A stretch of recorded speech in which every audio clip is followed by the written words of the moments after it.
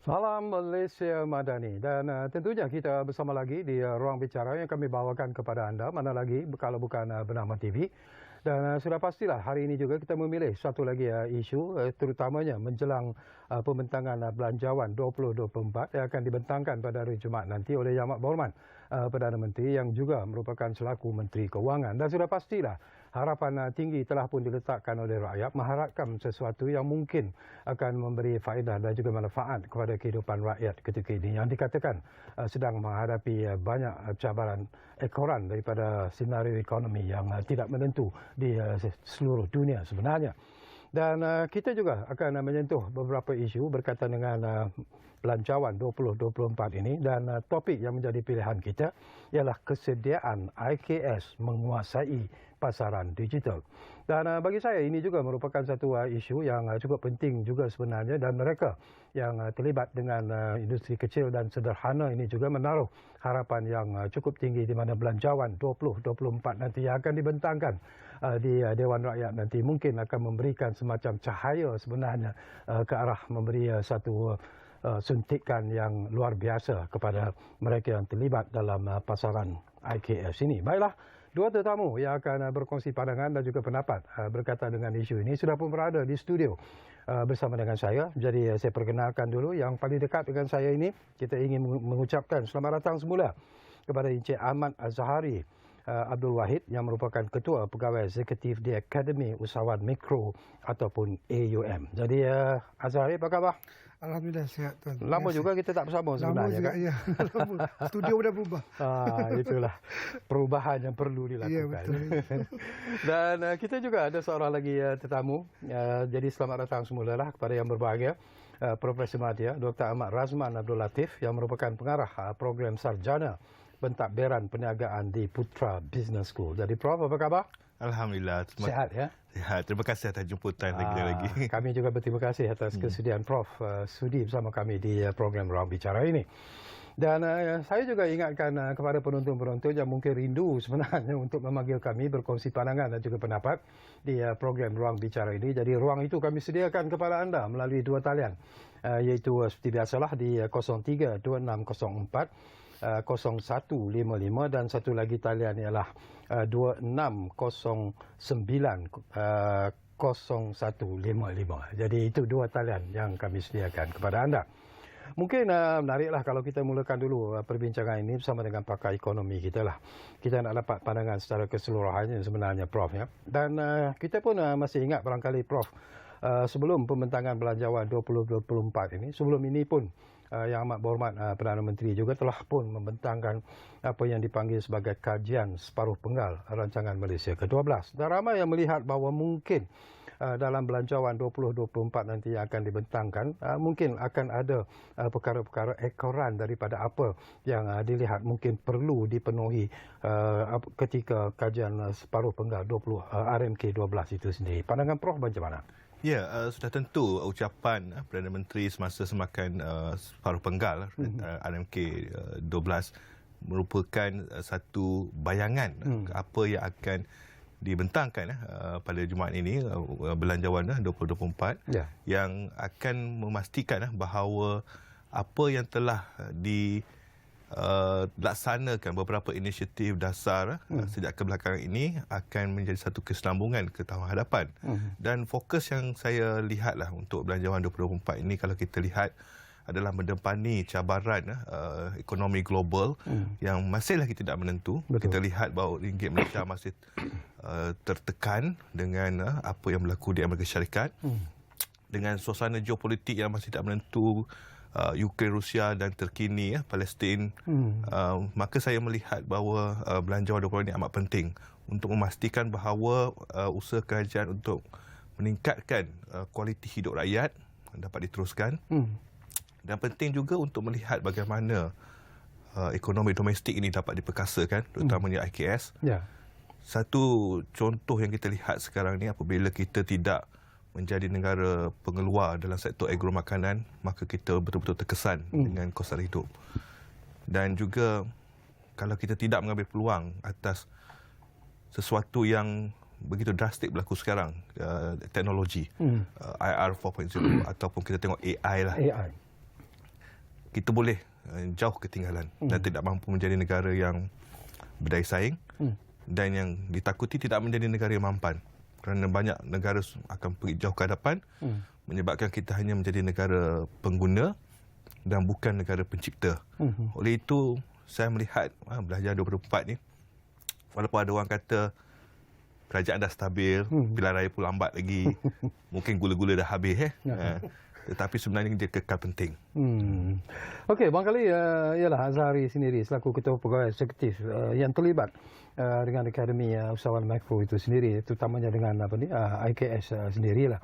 Apa harapan yang Azhari letakkan sebenarnya, yang Azhari harapkan daripada pembentangan Belanjawan 2024 nanti, terutamanya berkaitan dengan masa depan IKS di negara kita sendiri? Ya, saya rasa benda yang paling utama di kalangan pemain IKS ni tahun depan adalah tahun untuk mempenjeramakan semula semua produk dan servis kita, supaya bukan saja dikenali di Malaysia, tapi kita kena bawa sealiran dengan konsep ekonomi madani untuk diperkenalkan di peringkat yang lebih tinggi. Kalau tidak pun di peringkat dunia, sekurang-kurangnya di peringkat Asia ataupun ASEAN.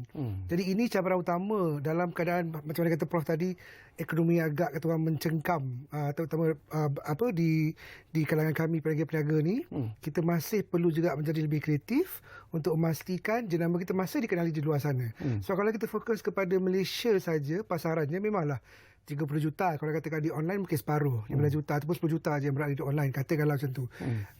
Market lagi besar di luar sana. Even di Asal pun kita ada lebih kurang 100 juta penduduk. Jadi ini menjadikan cabaran utama kepada usahawan tahun depan, memastikan kerajaan juga boleh bantu kita untuk membawa jenama kita di peringkat luar. Kalau tidak pun secara fizikal, yang paling mudah adalah dalam bentuk digital, supaya orang lebih kenal produk kita dan mula membeli segala produk atau servis yang kita boleh tawarkan kepada pembeli lah. Tapi bila you sebut tentang bantuan yang diperlukan, terutamanya daripada kerajaan sendiri, bantuan bagaimana sebenarnya yang sangat-sangat ditunggu oleh mereka yang terlibat dalam IKS ini untuk mengembangkan lagi bisnes? Ya, selain daripada bantuan kewangan yang memang hampir setiap tahun kita ada, kan, itu memang kata orang dah typical lah, almost every year. Jadi kalau kita pandang dari segi aspek pemasaran, antara paling crucial untuk tahun depan, contohnya kalau kita dapat dibantu dari segi dana untuk device, untuk peranti contohnya. So kalau kita cakap pasal digital ni, which is saya rasa PMX pun memang banyak tekankan pendigitalan, tapi kalau perantinya tak cukup, jadi isu juga. Alright, terutama yang keduanya dari segi macam mana kita nak bawa bantuan kerajaan untuk menaikkan, membesarkan pasaran di peringkat antarabangsa melalui sentuhan digital. Sebab kita biasa pergi booth sana sini, tapi kalau ada bantuan dari aspek macam tu, saya rasa lagi besar pasaran yang kita boleh dapat, dan secara tak langsung nama produk dan servis Malaysia ni dikenali luar, di bahagian luar. Dan of course bimbingan sangat penting, tuan. Sangat penting, crucial. Jadi kalau ada peruntukan dana tahun depan untuk bajet 2024 ni, ditingkatkan lagi dari segi bimbingan dan juga latihan kepada usahawan, terutama pemasaran digital, saya rasa itu sangat penting. Dengan keadaan sekarang yang kita susah nak berniaga di tempat kita sendiri, kita perlu besarkan lagi pasaran. Saya tertarik hati bila Zahari menyentuh tentang pasaran digital itu sendiri, dan ini merupakan satu cabaran yang bukanlah baru sebenarnya, Prof, tetapi mungkin telah pun dibiasakan kepada rakyat Malaysia, terutamanya mereka yang terlibat dalam IKS sendiri. Tetapi kalau kita lihat perkembangan terkini, terutamanya di Indonesia sendiri, baru-baru ini telah pun mengatakan bahawa mereka akan mengharamkan TikTok Shop. Ini pun satu cabaran yang mungkin di Malaysia melihat ini sebagai satu cabaran yang apakah ianya akan memberi impak ataupun kesan juga sebenarnya kepada pasaran digital di Malaysia. Ya, apabila kita melihat potensi ekonomi digital ini semakin lama semakin mengembang. Sekarang ini ekonomi digital menyumbang kepada 23% daripada KDNK negara, dan tahun 2025 dijangkakan meningkat kepada 25.5%. Bermakna kita tidak boleh nafikan ataupun sekatlah kepesatan ekonomi digital ini. Malahan kita sepatutnya menyambut baik, kerana ia adalah satu ekonomi yang akan membolehkan kita lebih berdaya saing dan maju. Tetapi apa yang berlaku di Indonesia itu kita kena fahami apa konteks dia. Mengapa Presiden Jokowi tiba-tiba mengambil keputusan yang begitu drastik, dan adakah ini juga akan berlaku di Malaysia? Sebab kita pun tengok peranan media sosial ni, terutamanya TikTok pun sudah mula orang kata menular, terutama di kalangan muda. Dan IKS di Malaysia pun memang melihat ia adalah satu orang kata platform untuk menjana lebih banyak lagi pendapatan. Apabila kita lihat kenapa Indonesia mengharangkan itu, sebab kebimbangan bahawa berlakunya lambakan barangan daripada China yang dijual secara begitu murah sehingga 50% murah, yang menyebabkan pengusaha tempatan di Indonesia itu tidak mampu bersaing. Malahan terpaksa menutup kedai. Kalau kita tengok analogi ni macam pernah berlaku dulu apabila ada pasaraya besar daripada luar datang ke negara kita, asalnya di bandar besar, tetapi mula masuk di bahagian separuh bandar, luar bandar, menyebabkan kedai-kedai runcit tempatan kita terpaksa tutup sebab tak boleh mampu bersaing, sebab harga yang ditawarkan lebih jauh murah. Dan itu kebimbangan yang berlaku di Indonesia. Bermakna duit akan mengalir keluar pergi kepada negara China, dan negara dia akan hanya menjadi pembeli sahaja. Tidak ada inovasi, kreativiti di kalangan tempatan sebab tak boleh nak bersaing dari segi harga. Dan kebimbangan itu jelas, dan ia ini boleh berlaku di Malaysia. Dan itu yang sepatutnya kita mahu lihatlah, apakah tindakan yang akan ataupun kata perbincangan lah yang akan dilakukan di peringkat kerajaan dengan penyedia-penyedia platform e-dagang ini. Adakah ini sesuatu yang boleh orang kata merugikan peniaga kita di masa hadapan? Kita tidak mahu orang kata bila terlambat. Saya rasa Tuan Azhari tak sabar nak cerita ni apa sebenarnya ni yang berlaku ni. Dia dah anggut tu, okey kita boleh dengar dia. Tapi sebelum tu Azhari, saya nak betulkan dulu nombor talian yang kami sediakan kepada anda. Yang saya baca tadi ialah nombor talian untuk studio kami yang berbeza, tapi kita sekarang ini bersiaran daripada studio yang berbeza. Jadi nombor talian juga sudah pun ditukar.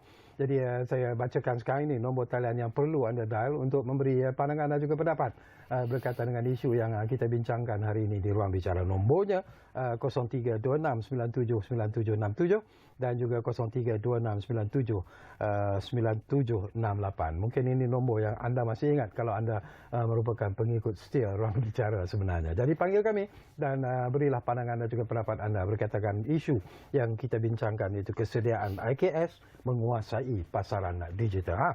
Cari peluang anda sekarang ini untuk turut sama berkongsi pandangan dan pendapat berkaitan dengan apa yang berlaku di Indonesia itu, apakah akan juga memberi impak ataupun kesan kepada IKS di Malaysia. Ya, saya yakin kesan ini sangat besar juga kepada semua pemain IKS di Malaysia, terutama yang mikro dan juga yang kecil, sebab ramai juga orang yang baru berjinak-jinak dan juga dah boleh menjadi pendapatan daripada TikTok Shop contoh ni kan.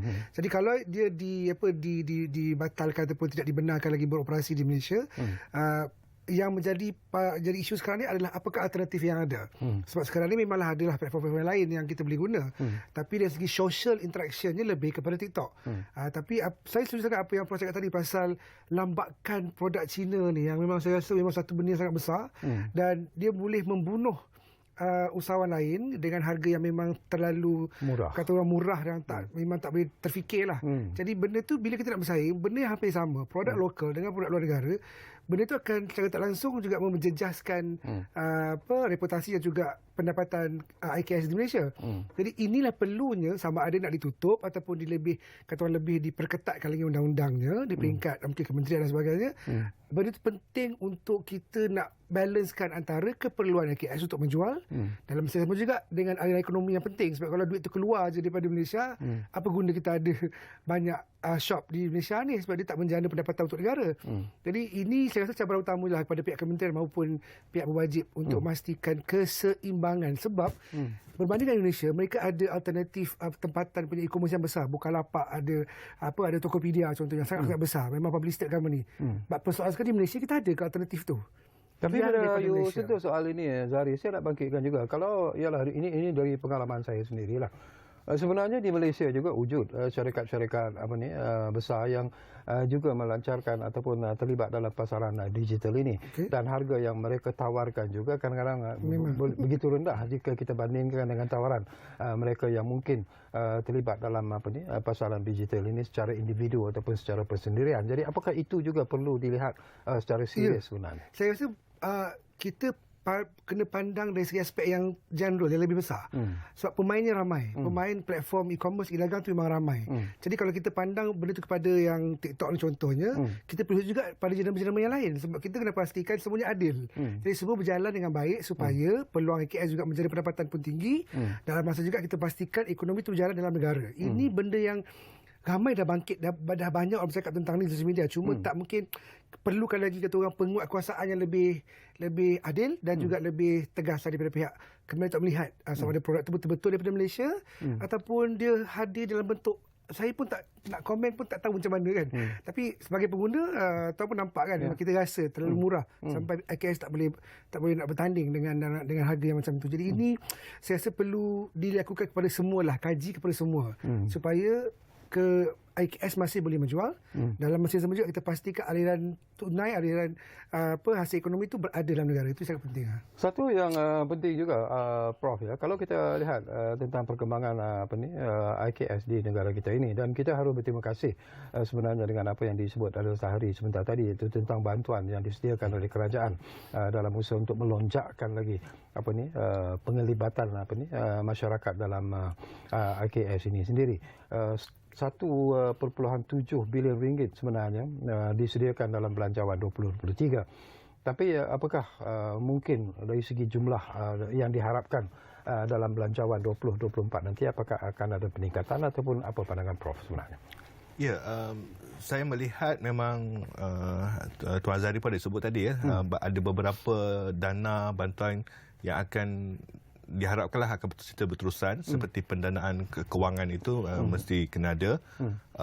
Namun pengkhususan ataupun penupuan juga harus diberikan kepada dari segi meningkat taraf kemudahan ataupun dari segi pendigitalan ataupun automasi. Kita lihat semasa pandemik itu banyak IKS terkesan, tetapi apabila mereka pergi ke arah pendigitalan, mereka mampu untuk menawarkan produk dan perkhidmatan mereka atas talian dan pergi ke mencapai lebih banyak lagi pasaran di luar sana berbanding sebelum ini.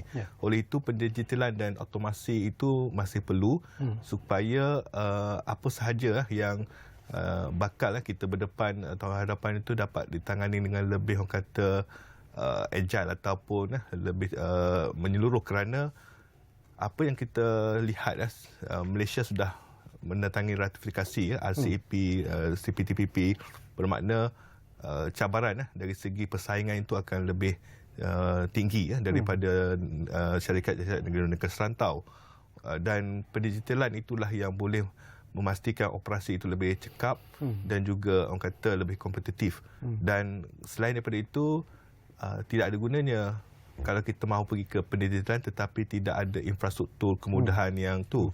Kita lihat bahawa Kementerian Komunikasi memang meminta kerajaan dalam belanjawan 2024 ini untuk mempercepatkan dan juga menaikkan taraf lagi capaian internet sebagai contoh kepada 5G. Tetapi itulah peranti macam Azhari cakap tu lah. Kalau talian dah bagus 5G kan, tapi nak guna komputer ke peranti ataupun ni plan data kita ada orang kata plan data rahmah, tapi untuk golongan tertentu.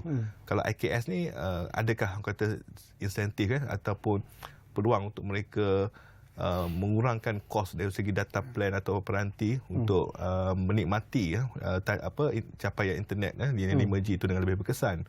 Dan aku kata infra dah ada, peranti dah ada, tapi kalau kepakaran nak nak tahu butang mana nak tekan pun susah juga. Jadi peningkatan kemahiran itu penting. Yang saya lihat boleh juga diselarikan dengan dasar gaji progresif. Sebab kita nak supaya ada motivasi untuk pekerja meningkatkan kemahiran, meningkatkan juga produktiviti syarikat dan dibalas dengan gaji progresif. Jadi kita harap ini jadi macam win-win. Maknanya pekerja syarikat tu sanggup mempelajari kemahiran baru, embracing the digitalization ni, yang akan menyebabkan syarikat lebih produktif, lebih maju dan mampu bayar gaji lebih tinggi. Saya suka bila Prof membangkitkan tentang isu ini. Tentang infra tadi pun ialah kita tahu masih lagi menghadapi masalah sebenarnya oleh mereka yang terlibat dalam pasaran digital ini sendiri. Tetapi apa yang dilakukan oleh Akademi Usahawan Mikro sendirilah dalam usaha untuk membantu usahawan-usahawan supaya mereka juga sebenarnya mendapat latihan, mendapat pendedahan yang sebanyak supaya pasaran digital itu dapat disempurnakan seperti apa yang diinginkan sebenarnya. Ya, itu antara movement kami pada tahun ni. Kita memang tour satu Malaysia dengan Kuskop, dengan InScan, dengan Bank Rakyat, dengan Hikmah dan sebagainya kan. Jadi kita memang bekerjasama dengan pihak kerajaan untuk memastikan ilmu asas pendigitalan ni sampai ke usahawan di seluruh Malaysia. Saya baru balik daripada Perak. Minggu depan saya akan pergi ke Kelantan, ke Penang dan juga ke Terengganu untuk bertemu dengan usahawan. Dan yang unik ni bila kita bertemu dengan usahawan di dalam proses kita berkongsi ilmu pendigitalan ni, kita dapati katakanlah 200 orang datang tu, tak sampai pun 30 orang yang masih berada di TikTok contoh je lah. Apatah lagi masuk ke dalam e-dagang. Jadi benda ni bila kita jumpa dia orang secara kata orang dekat, bila kita bertemu dengan dia orang, kita faham sebenarnya cabaran dia lagi besar daripada apa yang kita bincangkan. Ramai orang tak tahu lagi apa itu e-dagang, ramai orang tak tahu lagi macam mana nak bayar pakai QR code. Benda-benda basic ni kadang-kadang masih belum sampai. Jadi itulah yang aspirasi kami di Akademi Usahawan Mikro ni, nak pastikan usahawan ni at least tahu benda-benda asas dulu, mulakan benda yang mudah supaya jangan tertinggal sangat. Sebab Prof cakap pasal tadi pasal kerjasama serantau, kerjasama peringkat global, persaingan lagi sengit. Itu di peringkat tinggi. Kalau di Malaysia ni pun kita belum settle lagi. Macam mana kita nak hantar mereka ni ke luar negara untuk menjual produk baik dari segi pengeluaran yang besar ataupun yang kecil kan. Jadi ini saya rasa perlu lagi usahalah daripada kesemua pihak yang terlibat, termasuk kami di akademi juga, untuk banyak lagi berkongsi dan fahami masalah dia orang apa. Dan inilah ruang untuk kita berbicara tentang apa bantuan mereka perlukan secara taktikal. Itu yang sangat penting dari segi skill untuk bekerja contoh dia. Usahawan kalau datang program, owner yang datang. Jarang nampak staff yang datang. Jadi bila ilmu nak turun ke pihak staff kalau semua owner je yang turun? Contohlah kan. Jadi benda ni kena ada sedikit kata orang anjakan lah tahun 2024 ni, memastikan satu pasukan tu memang cukup ilmu dan praktikal lah. Okey, kita akan sama lagi Prof dan juga Encik Zahari, tapi seperti biasalah kita diarah untuk berehat dulu buat seketika. Dan saya ulangi lagi, kita juga sebenarnya memberi ruang dan juga peluang kepada anda untuk berkongsi pandangan dan juga pendapat berkaitan dengan isu ini. Jadi saya ulangi lagi lah, nombor ataupun dua talian yang kami sediakan kepada anda. Ini nombor lama sebenarnya, tapi sekarang ini kita gunakan semula di 032697 9767 dan juga 0326979768. Kita masih lagi bercakap tentang kesediaan IKS menguasai pasaran digital. Kita rehat dulu.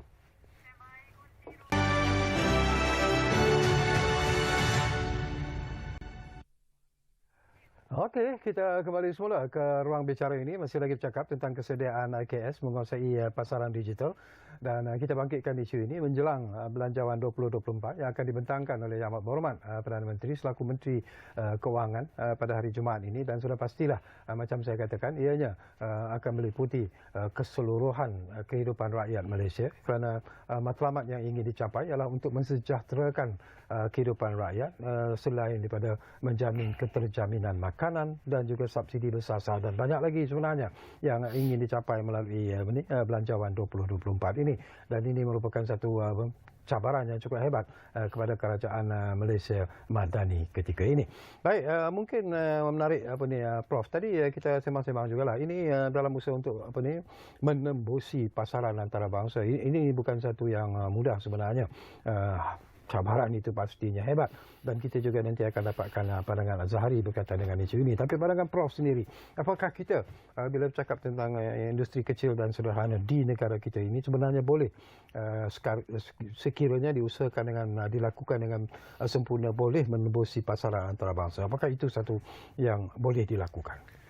Ya, kalau kita lihatlah dalam konsep ekonomi madani yang telah dilancarkan oleh Perdana Menteri kita, pada permulaannya macam seolah-olah untuk berfokuskan kepada rakyat, industri rumah, untuk meningkatkan kualiti hidup, gaji yang lebih bermaruah.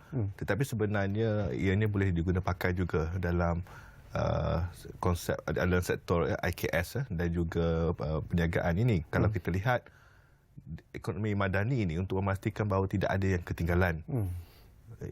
kalau kita lihat kalau dalam era globalisasi ini kita tidak mahu IKS ketinggalan, tidak mampu bersaing dengan pesaing di luar sana.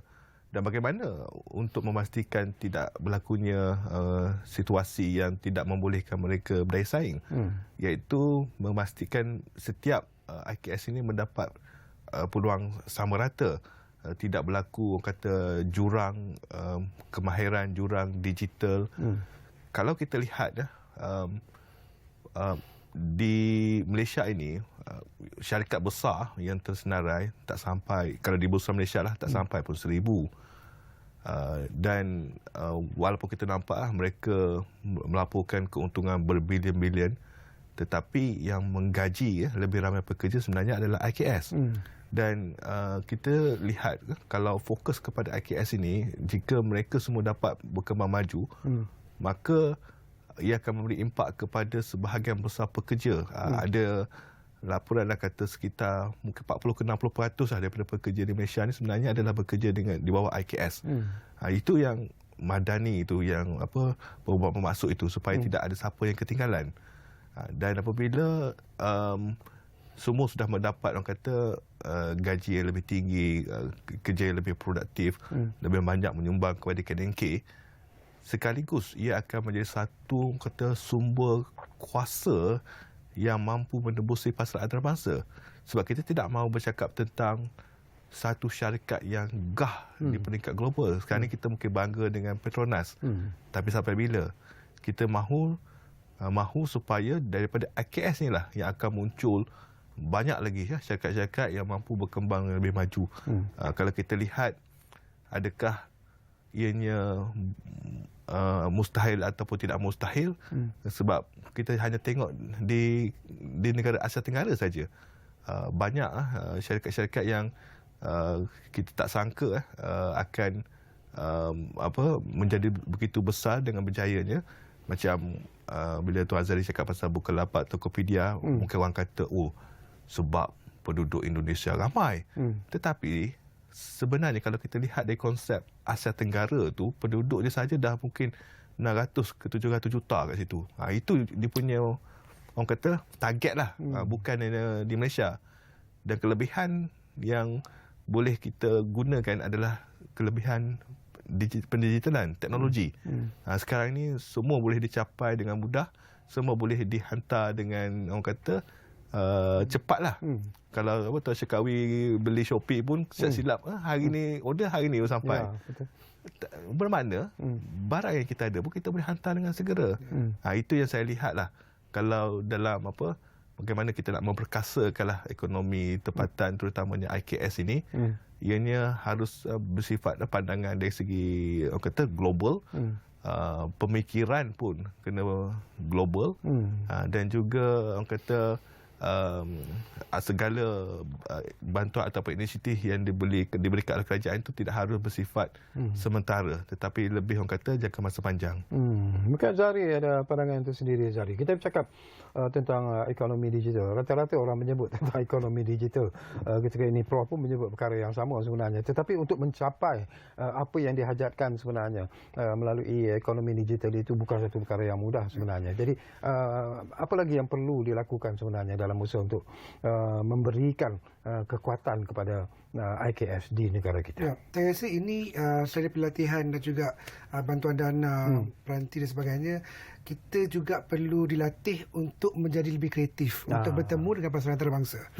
Contoh macam kami di akademi pun kita buat projek Abang Bruce contohnya kan, kita convertkan kerongsang kita jasa pakaian ni kepada lukisan digital dan kita jual di sekarang dah mencecah 14 buah negara.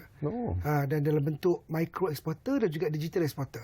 Jadi konsep-konsep yang mudah macam ni saya rasa kita perlu lebih kreatif untuk mencari alternatif supaya contohnya macam kami di komuniti NFT ni memang kita kita memang berjumpa dengan pembeli tu direct. Macam kita pergi pasar malam tapi dia online.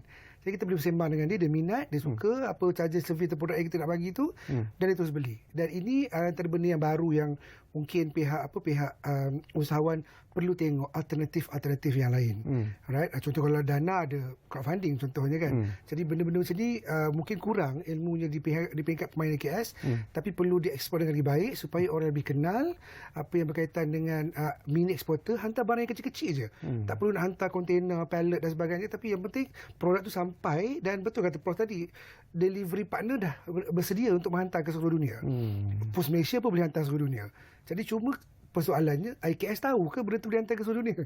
Jadi pendedahan tu perlu untuk mereka bersedia hantar walaupun barang-barang kecil ataupun perkhidmatan digital, contoh dia buat website, buat copywriting, benda tu satu dunia perlukan. Ini juga adalah mini-mini eksporter yang saya rasa satu benda kita perlu tengok pada tahun 2024. Saya tertarik hati dengan apa yang disebut oleh Amat Berhormat Perdana Menteri Datuk Seri Anwar sendiri. Dia ingin melihat bahawa setiap perkara yang dirancangkan yang bermatlamatkan untuk membantu rakyat itu harus dilakukan dengan segera.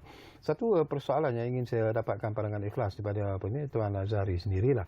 Mungkin dari segi dana itu sendiri, apakah ianya perlu ditingkatkan ataupun ditambah, terutamanya dalam belanjawan 2024 nanti yang akan dibentangkan oleh Amat Berhormat Perdana Menteri? Ya, walaupun kita faham kadang kerajaan pun ada kekurangan tersendiri untuk menambahkan dana, tapi kalau kita tengok penambahan dana tu nanti jika ada pun perlu lebih taktikal. Maksudnya dana tu boleh digunakan untuk memperkembangkan perniagaan.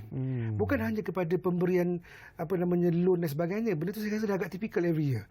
Boleh teruskan, cuma lebih taktikal. Cuma kita bincang tadilah, perantinya, akses pada pasarannya, ketersediaan latihan dan juga kemahiran yang diperlukan. Jadi dana-dana ni sepatutnya difokuskan kepada yang ini juga, supaya bila dana itu sampai ke IKS, kita betul praktikkan. Kita betul berlatih untuk menjadikan kita faham tentang dunia digital. Kita juga boleh gunakan peranti yang betul, akses data yang memang kata affordable, mampu milik, atau lebih baik lagi murah lah, sebab kita perlukan data itu sangat banyak. Jadi saya rasa perlu lebih taktikal tahun depan supaya dia tidak kata orang terlalu general. Taktikal, pastikan apa keperluan usahawan, terutama kita cakap pasal KS hari ini, dan berikan benda yang mereka boleh guna on the spot. Tak perlu fikir panjang. So benda tu saya rasa, saya harap, ialah harapan kami pemain KS ni supaya harapan ni dipenuhilah untuk bajet 2024 nanti. Selain daripada itu, agaknya Prof, apa lagi penambahbaikan yang perlu dilihat terutamanya dalam memperkasa pemasaran digital di negara ini supaya sejajar dengan pasaran global? Apa lagi sebenarnya yang perlu kita lihat secara serius? Ya, saya sebenarnya tertarik juga dengan komen Tuan Azhari tadi tentang kreatif tu, sebab baru-baru ini WIPO, World Intellectual Property Organization, dia setiap tahun dia ada satu indeks dipanggil GII, Global Innovation Index 2023, yang telah baru-baru ini telah menunjukkan bahawa Malaysia kekal di tangga 36 daripada 100 lebih ekonomi dunia. Dan ianya mengukur tahap inovasi sesebuah negara itu. Apa yang menarik dalam laporan terkini, dipanggil innovation input, bagaimana kita melahirkan tenaga kerja kreatif, mengimport teknologi, kita menunjukkan peningkatan. Tetapi yang peliknya, mungkin peliklah, iaitu innovation output. Dari segi daya kreatif media kita hasilkan seolah-olah makin merudum. Jadi kita ada akses kepada sumber inovasi, tetapi kita sendiri tidak mampu menghasilkan daya kreativiti inovasi yang lebih sesuai untuk memenuhi permintaan sekarang. Jadi apa punca dia, root cause dia? Kemungkinan kita mungkin mahu menilai kembali polisi-polisi sedia ada. Mungkin setiap kementerian ada perancangan di sendiri bagaimana membantu IKS untuk lebih kreatif, inovatif, tetapi tak sampai sebab mungkin ada yang tak bercakap antara kementerian, ataupun ada polisi di bawah setiap kementerian ini dia tak ada satu polisi yang menggabungkan semuanya. Ataupun mungkin dia melibatkan peranan penyelidik ataupun juga pegawai, dia panggil teknologi transfer officer, yang membawa segala inovasi ini kepada industri. Sebab kadang-kadang setengah produk ni dia memerlukan kata pendidikan yang orang kata tidak mampulah dibuat oleh organisasi. Tapi kalau research institute, research agency, university, kita kata tengok ni kita ada produk ni, kita ada inovasi ni kan. Dikomersialkan oleh IKS. Itu yang saya lihat mungkin dalam Belanjawan 24 lah. Bagaimana kita nak melihat segala penciptaan ini yang dihasilkan ni mampu diterjemahkan dalam satu produk yang boleh membawa IKS lebih ke peringkat lebih tinggi lah. Apakah mungkin juga Tuan Azhari, kementerian yang terlibat dalam menjaga perkembangan IKS ini sendiri perlu mengubah pendekatan mereka. Ini kalaupun ada masalah ataupun sesuatu yang diharapkan oleh mereka yang terlibat dalam IKS ini juga mengharapkan sesuatu sebenarnya. Jadi apakah kelompongan-kelompongan yang perlu dilihat oleh kementerian dalam usaha untuk membangunkan industri IKS di negara kita ini? Saya rasa kementerian memang semakin lama semakin kerap turun padang bertemu dengan usahawan. Contoh tour yang kami buat dengan KUSKOP misalnya, memang satu Malaysia kita pergi untuk bertemu dengan usahawan-usahawan seluruh Malaysia. Cumanya mungkinlah perbincangan lebih rapat tu selalunya dia akan muncul sebelum pilihan raya, sebelum bajet. Patutnya bagi saya perbincangan tu perlu diteruskan sepanjang tahun supaya bila ada perubahan teknologi contohnya, perubahan pendigitalan punya strategi contohnya, ataupun perubahan dari segi keperluan dana berdasarkan kadar ekonomi yang tertentu pada masa-masa tertentu. Jadi benda tu akan terus disalurkan kepada kementerian, dan kementerian di peringkat kementerian sendiri juga boleh buat satu benda yang praktikal dalam masa yang kita tengah perbincangkan tu. Bukan hanya hujung tahun atau awal tahun. Jadi pendekatan untuk bertemu dengan pemegang-pemegang taruh dalam IKS ni perlu diteruskan supaya kerajaan faham apa yang kita hadapi sekarang. Bukan hanya kata orang secara retorika, tapi bagi kita betul-betul bagi cerita apa masalah yang kita hadapi. Contohlah harga barang naik lah, kadar gaji bertambah, contohnya kadar sewa bertambah. Jadi benda tu kalau boleh kita jalankan bermula di 2024 ni dengan lebih baik supaya kita lebih dekat dengan usahawan, dan perbincangan tu diteruskan dengan cara lebih duduk bersama dan taktikal. Baru saya rasa kita pun rasa happy sebagai pemain KS, kerajaan dengan harapan kami sepanjang tahun, dan pelaksanaan polisi macam ada Prof cakap tadi itu lebih berkesan sebab dia mengikut kadar-kadar yang waktu-waktu yang tertentu semasa. Okey, kita berehat buat kali terakhir dan kembali nanti. Tak banyak lagi masa yang tinggal, tapi insya-Allah mungkin ada lagi ataupun sempat lagi sebenarnya beberapa lagi persoalan saya lontarkan kepada kedua-dua tetamu yang berada di studio Ruang Bicara hari ini. Kita rehat kali terakhir, kembali semula Ruang Bicara Bernama TV tentunya.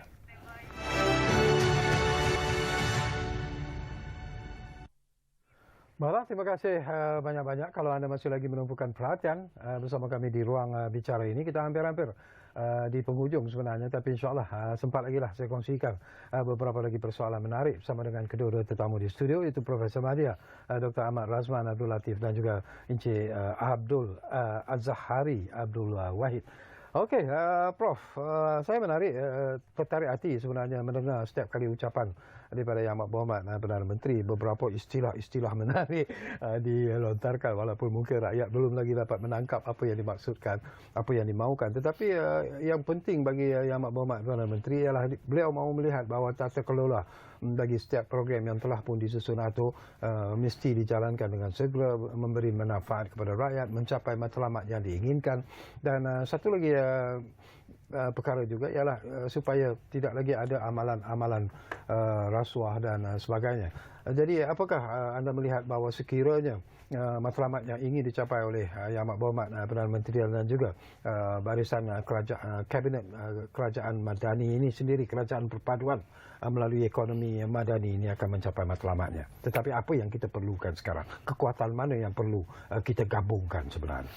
Ya, sebenarnya kita tidak boleh memfokuskan kepada satu aspek saja tanpa melupakan ataupun tidak melihat aspek-aspek lain. Apa yang saya nak masukkan di sini ialah kalau kita mahu mendepani semua cabaran ini dengan memfokuskan kepada okey, inilah duit, inilah peruntukan, inilah belanja, inilah segala bantuan yang kita mahu berikan, tanpa memikirkan okey, kat mana datang duit tu.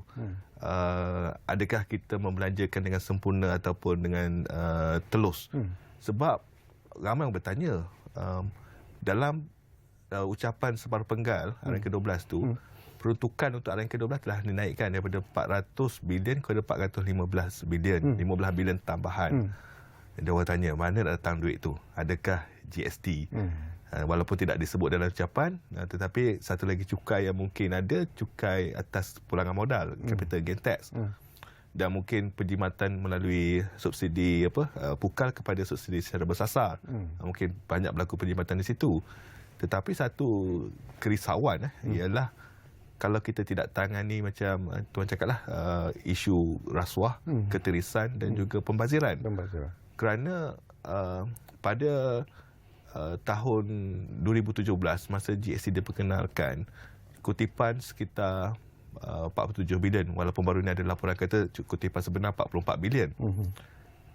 Setahun selepas itu, pada tahun 2018, tibalah Perdana Menteri masa itu Datuk Seri Azizah memberitahu bahawa 4% daripada KDK negara hilang sebab rasuah, dan jumlahnya 48 bilion.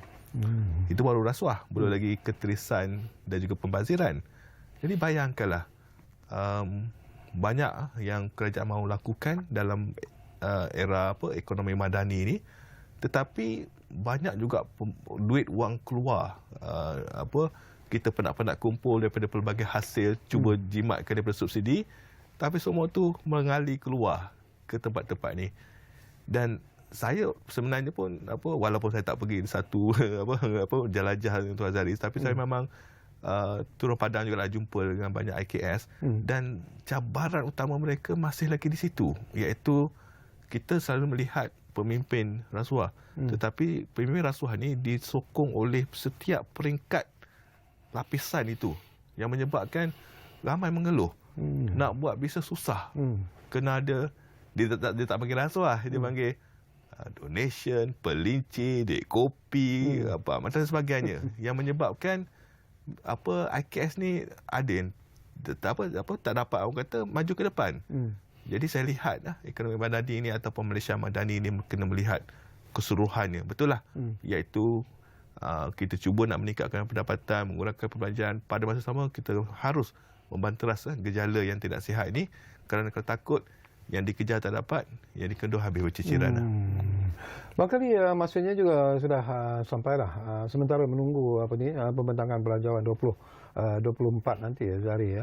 Mungkin ialah golongan yang terlibat dalam IKS ini juga harus mula memikirkan satu dimensi yang baru sebenarnya dalam usaha mereka untuk memajukan IKS itu, bukan saja dalam negara tetapi kita sebut tadi untuk diekspor ke luar negara dan sebagainya. Apa pendekatan yang perlu dilakukan oleh golongan-golongan seperti anda sendiri yang terlibat dalam IKS ini? Ya, saya rasa tuan, yang paling utama adalah kita kena berani untuk memperkenalkan produk dan juga perkhidmatan kita di peringkat lebih jauh, bukan saja di Malaysia. Sebab di Malaysia ni memang itulah kita punya playing field. Tapi kalau di peringkat antarabangsa ni lebih mencabar dengan bahasanya, dengan budaya dia, dengan teknologinya, dengan undang-undangnya. Jadi benda tu kena ada ilmu. Jadi pihak pemain PMKS ni kena sentiasa berani untuk mencuba, cari ilmu sebanyak mungkin dan terus praktikkan. Sebab kalau kita saja ambil ilmu tapi tak praktikkan, tak cuba untuk buat, contohlah semudah nak buat live dekat social media. Benda-benda macam ni kena ramai takut, ramai tak berani lagi. Padahal itu produk kita, itu servis kita.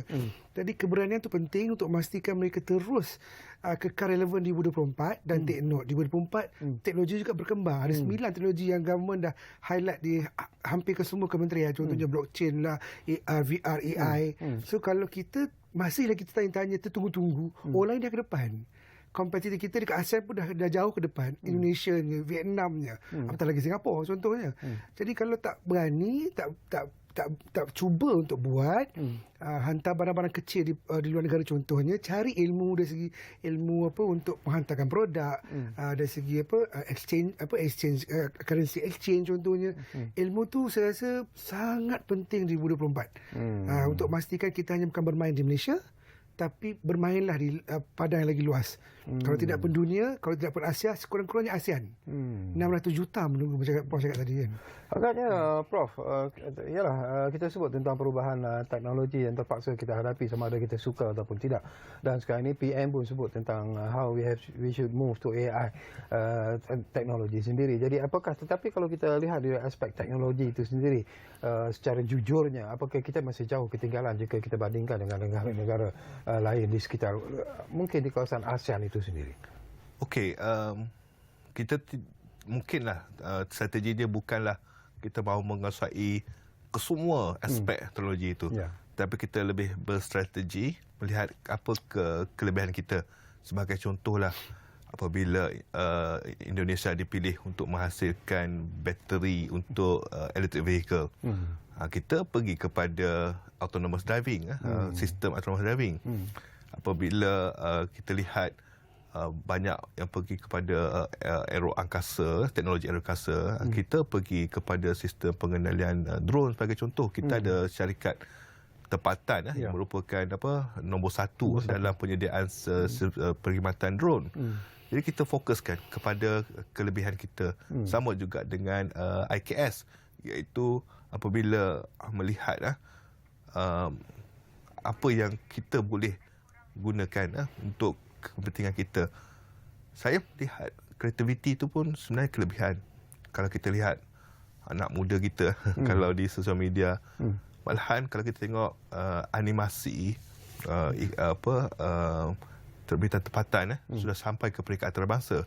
Oleh itu leverage on our strength, maknanya kita gunakan kekuatan kita dalam teknologi tertentu, dan kat situ kita boleh orang kata menjadi ataupun meletakkan satu niche ataupun kemahiran kita yang unik, yang tidak ada di negara lain, dan kita pasarkan di peringkat global. Okey, barangkali kita hampir di penghujung sebenarnya, Zahri. Banyak yang kita sentuhlah apa yang diperlukan oleh mereka yang terlibat usahawan IKS ini sendiri. Tapi sesuatu yang penting juga seperti apa yang kita bincangkan, barangkali masanya sudah sampailah. Kalau kita mengharapkan apa yang akan dibantu oleh kerajaan, mungkin kerajaan boleh membantu melalui belanjawan 2024, tetapi perubahan itu perlu dilakukan oleh usahawan IKS sendiri. Apakah masanya sudah sampai di mana kita harus berubah seperti apa yang kita sebut tadi, iaitu dari segi marketing strategi itu juga harus berubah, dari segi promosi produk juga harus berubah supaya ianya bersesuaian dengan kehendak dan juga minat pembeli-pembeli, bukan saja dalam negara tetapi di luar negara terutamanya. Ya, betul tuan. Yang penting kita kena kenal pasti pasaran kita di Malaysia maupun di luar negara. Bila kita kenal pasaran kita, siapa masa mudah siapa pembeli kita, dan mudah untuk kita jual produk ataupun servis kita di Malaysia dan juga di luar negara. Dan usahawan ini dilahirkan sebagai seorang pejuang. Ada atau tidak bantuan kerajaan, kita masih kena berniaga. Ya. Itu dah berlaku. Memang kita nampak dengan jelas masa zaman COVID. Right? Tanpa bantuan tak boleh buat niaga. Kita akan cari juga jalan untuk pastikan kita masih boleh berniaga untuk memberi kata orang manfaat kepada pembeli kita lah. Jadi itu saya rasa perlu dibawa pada 2024 supaya semangat perjuangan tu bukan datang hanya berjuang, dia datang dengan ilmu. Ilmu yang taktikal, ilmu yang teknikal supaya kita tak tertinggal berbanding dengan pemain-pemain di peringkat ASEAN contohnya, dan kita pilih satu teknologi yang mudah. Yang penting kita dah anjak daripada satu level ke level yang kedua, level yang ketiga. Kalau yang sampai kedua, pergi ketiga pula contohnya. Jadi anjakan tu penting untuk memastikan ada ataupun tidak bantuan kerajaan, kita masih kena berniaga. Itu kita punya tanggungjawab sebagai seorang peniaga. Allah dah pilih kita sebagai usahawan. Kalau ada, itu advantage daripada pihak kerajaan contohnya. Kalau tiada pun kena kreatif. Saya suka banyak cakap pasal kreativiti. Sangat penting tahun depan. Tahun depan adalah tahun kreativiti. Saya yakin siapa yang lebih kreatif penggunaan teknologinya, produknya, servisnya, saya rasa usahawan itu lebih kekal relevan pada 2024. Dan kalau siapa yang tak nak berubah, takut jauh lebih ketinggalan. Mereka akan diubah. Itu akan diubah, betul. Akan diubah. Okey, apa lagi yang ingin Prof sampaikan di penghujung program Ruang Bicara ini, Prof? Silakan. Harapan Ya. Okey, harapan untuk Belanjawan 2024 ini kita harapkan bahawa kerajaan berani untuk melaksanakan inisiatif-inisiatif baru. Maknanya tak perlu orang kata guna idea ataupun modal yang samalah sebelum ini. Sebab dah orang kata dah stabil lah, kerajaan dah stabil lah, tak ada pilihan raya. Mungkin mana-mana peruntukan yang tak perlu tu boleh dikurangkan, sebab saya lihat Perdana Menteri kita ni pernah jadi Menteri Kewangan sebelum ni. Masa zaman 90-an tu sentiasa orang kata bajet surplus ataupun lebihan. Mungkin kalau kini kita lihat tak semestinya perlu berbelanja besar, tetapi lebih bersasar dan juga lebih bertumpu kepada output dan juga impak kepada komuniti dan negara. Oleh itu saya pun suka kalau setiap yang mahu dilaksanakan itu ada pelaporan ketulusan, kita nampak progres je. Dengan itu rakyat IKS akan lebih mahu membantu, menyokong. Kena nampak progres je. Saya harap inilah yang akan berlaku dalam terima kasih banyak-banyak kepada Profesor Madya, Dr. Ahmad Razman. Tinggi terima kasih kepada Encik Abdul Azhari Abdul Wahid kerana sudi bersama kita di ruang bicara ini, dan sudah pastilah mereka usahawan-usahawan IKS ini mengharapkan sesuatu yang menarik daripada pembentangan belanjawan 2024 pada hari Jumaat ini, dan kita juga sudah tentulah akan menumpukan perhatian kepada pembentangan belanjawan itu nanti. Jadi terima kasih kepada anda yang menumpukan perhatian bersama kami di Ruang Bicara, dan jangan lupa Ruang Bicara akan terus berbicara bersama anda dari masa ke semasa. Kita jumpa lagi pasti. Terima kasih.